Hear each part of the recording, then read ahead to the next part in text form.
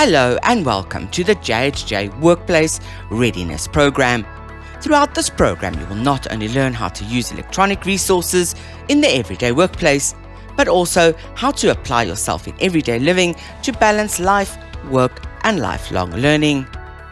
Besides the assessments you'll be required to complete to show that you are able to apply the skill, you will also need to demonstrate that you are able to organize and manage yourself, use science and technology, collect and analyze information, and communicate effectively.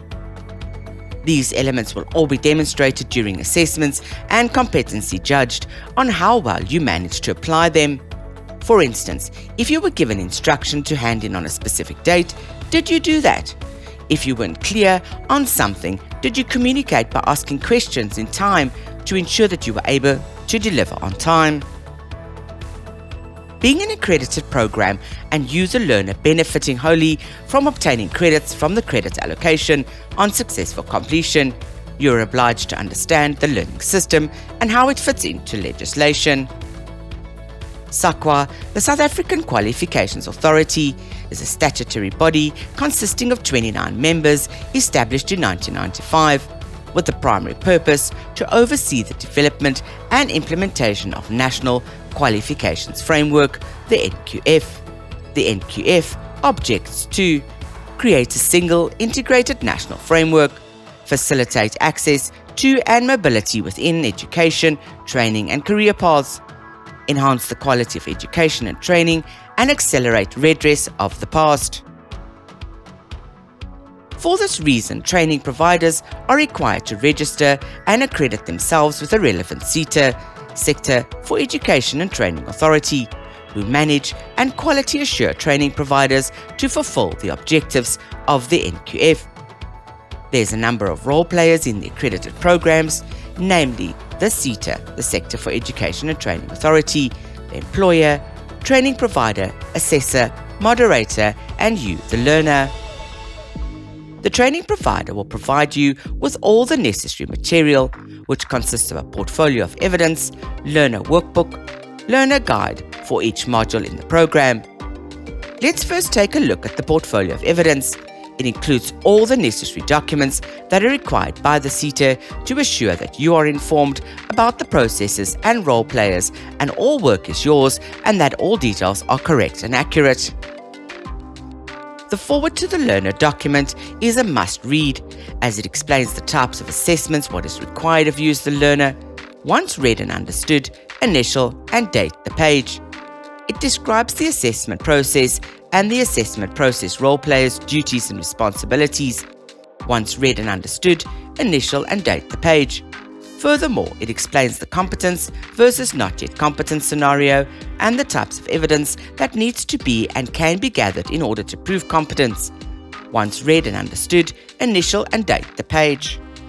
The note to the learner provides you, the learner, with all the ins and outs of the different documents you'll find in the portfolio. The learner's personal information must be completed accurately and in full. Here it is important to write clearly and legibly. Important to note, the date of submission will only be filled in once you have been given a final date for submission of the entire module. For instance, when Excel needs to be completed, this will be provided by your facilitator.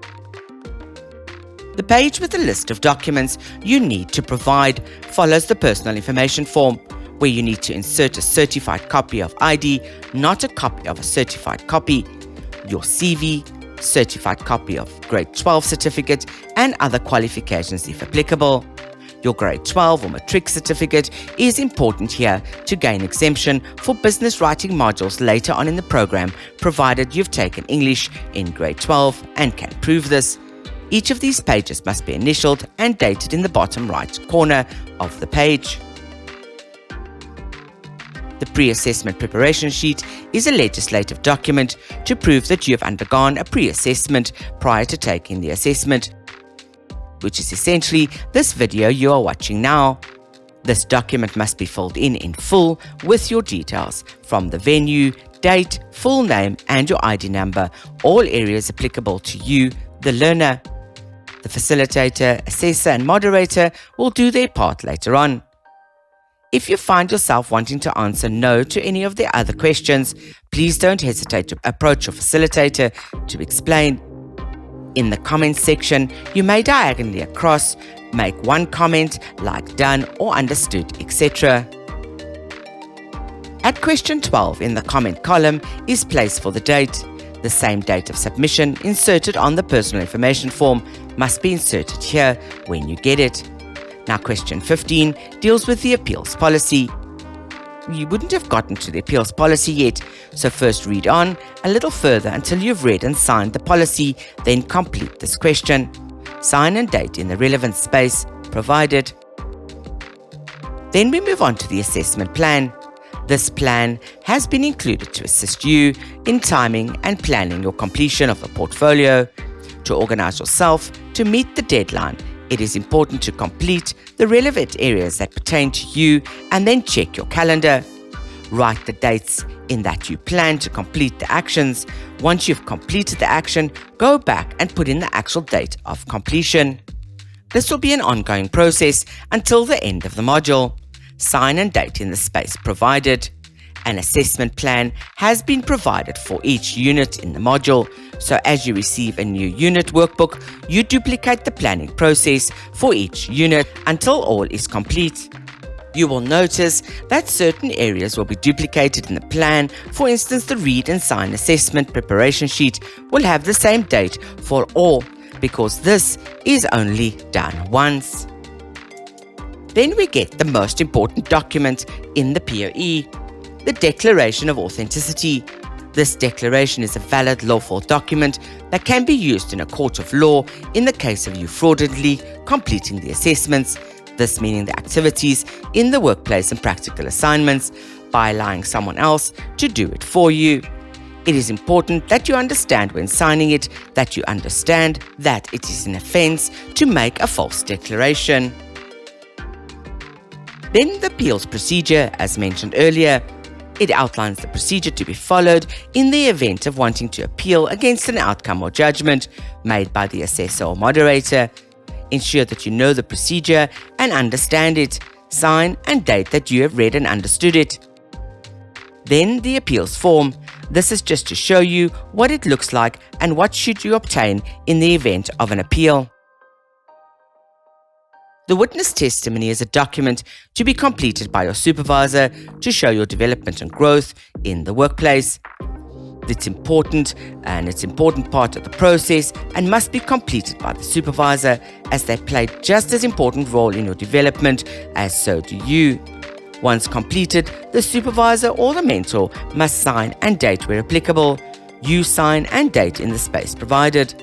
This document is only completed once all workbooks and evidence has been gathered in the portfolio for that module. The process of outcomes-based education requires that learners must also provide reflexive knowledge of their learning, which is why it is important to complete a reflection. When completing, I want you to dig deep and answer the questions as accurately and truthfully as possible. The facilitator observation is observations that the facilitator must perform during learning. These are informal observations based on behavior during sessions, organization of oneself, and evidence collected for the portfolio, encompassing your entire performance during the completion of the unit. The facilitator will complete this during the process. You only sign once the facilitator has completed. And that completes the portfolio guide. Now, together with the portfolio, you need to provide evidence that you are able to do certain tasks. These tasks are set out in the unit standards that we learnt about in the POE guide.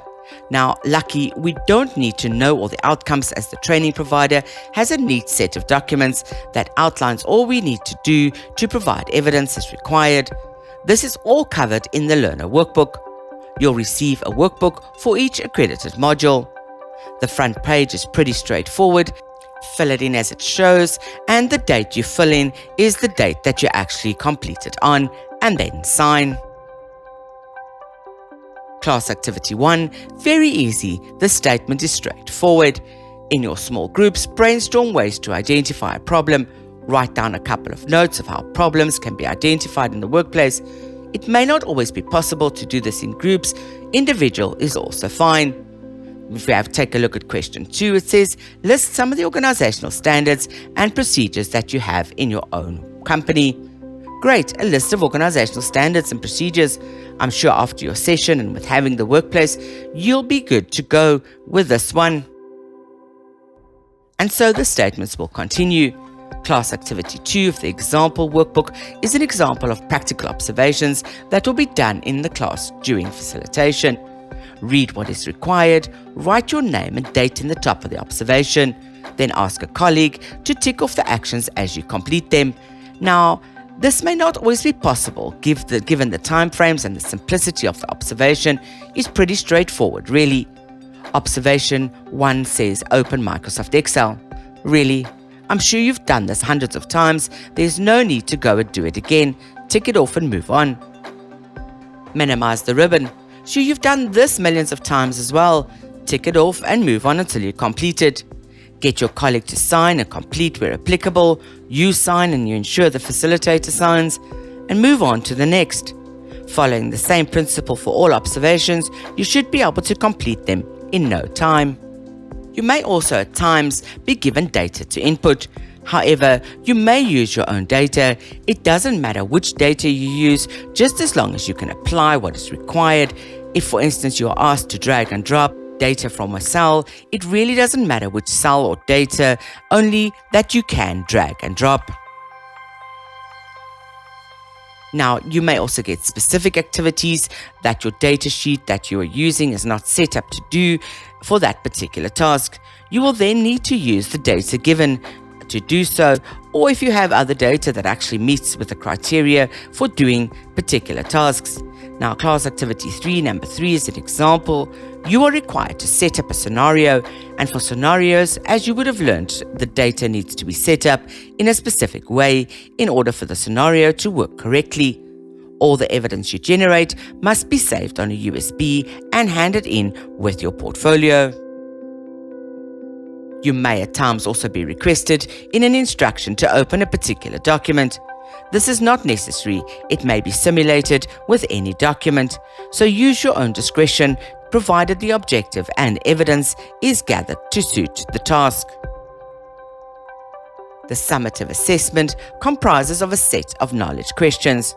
Now, you may find that some are duplications, and this throughout all the units. You may reference, but only if the referencing is done accurately and correctly. Referencing has to show the exact class activity, question number, and where applicable, the unit number. Once you've completed these, you move on to the practicals. The practicals have been designed to allow you freedom in terms of creating a document and ensuring that it meets with all the criteria. This can be any document used in the workplace as long as it meets with the criteria required. For instance, in the presentation modules, if it gives a specific topic, you're welcome to use your own topic, provided that it meets with what is required. For instance, if it says you must have graphics, make sure that your presentation has graphics. Then once completed, check that your work complies by completing the practical activity checklist provided. Last, but by no means least, the logbook. The logbook is a log of activities completed and the timeframes taken to complete them. For example, under classroom training, you will enter the date of the session, the number of hours of the session, and a running total. For the first one, it will be the same as the number of hours. Then you get the actual task, develop an outline solution, meet the requirements of a given brief. When did you start this? How many hours did it take you? Add the hours to the previous running total and get the next total. And so you continue until the entire logbook is complete. Get your supervisor or mentor to sign off to prove that you have completed the tasks. Now the POE guide, plus the learner workbooks, plus e-learning modules, which will be given after each session, must be completed with that module and the results placed in the POE guide with other evidence generated for that module. This all together with soft skills and critical fields that are observed, like how you interacted with groups within the program, how you organized yourself, etc., are all monitored during the program, which all equals the entire POE. If one of these elements is missing in the portfolio will be invalid and you will not receive recognition for the program. Now, the basic rules for evidence and evidence collection. First of all e-learning modules, workbook activities, and portfolio of evidence documents are compulsory. Every page must be initialed in the bottom right of the page. By this, it means the POE guide pages, workbook pages, and all additional pages inserted. Only black or blue ink must be used. No Tipp-Ex or pencil is allowed. Even to make notes can be made in ink if necessary. If you make a mistake, draw a neat line and continue. If you want to redo an entire question, draw a neat line to the question in the workbook, redo on a separate page, and place directly where the question is, ensuring that the page is clearly marked with the question number. And that's a wrap on our induction. Read the instructions carefully and you'll be well informed of what you need to do. Most of all, good luck and have fun.